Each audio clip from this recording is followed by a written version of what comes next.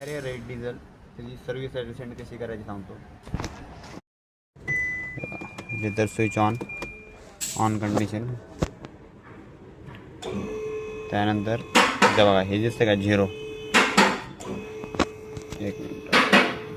हा जर झिरो दिसत असला त्यानंतर सेटचं बटन दाबून धरायचं, प्रेस करायचं 1-2 सेकंद.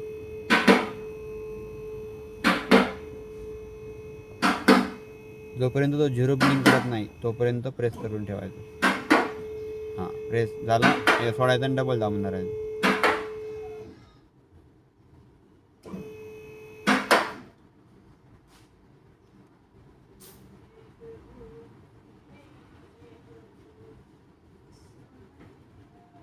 झाली सर्विस रिसेंट तुमची झाली. हे बघा.